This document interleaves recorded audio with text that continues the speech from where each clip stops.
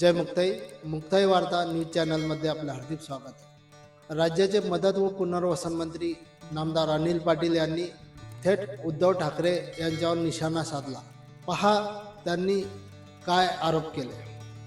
आपल्याकडे समजा जर का काहीच निकालासारखं पुरावे देऊ शकलो नाही, आपल्या संघटनेमध्ये एवढ्या मोठ्या प्रमाणावरती बदल घडल्यानंतर ती कायदेशीर प्रक्रिया आपण काय काय केली पाहिजे याची जर का त्यांना कल्पना नव्हती, कायद्याचा अभ्यास नव्हता, तर आता कायद्यानुसार घेतलेल्या निर्णयावरती आक्षेप घेण्याचा त्यांना अधिकार पण राहिलेला नाही आहे.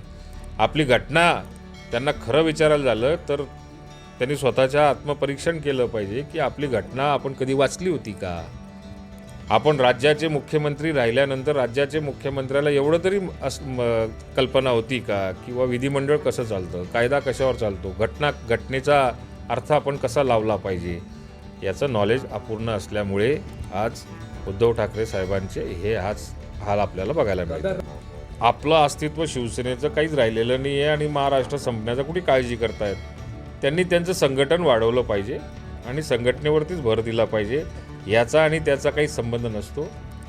जे काही निर्णय होतात ते कुठे ना कुठे कायद्याला धरून होत असतात आणि तसाच प्रकारचा हा निर्णय झालेला आहे. उद्याचा निर्णय राष्ट्रवादी काँग्रेस पक्षाचा असा समजा जर का आला तर त्याच पद्धतीने रडणं कुडणं मोठमोठ्या बाता करणं हा भविष्यात सुद्धा प्रकार ऐकायला मिळणार आहे.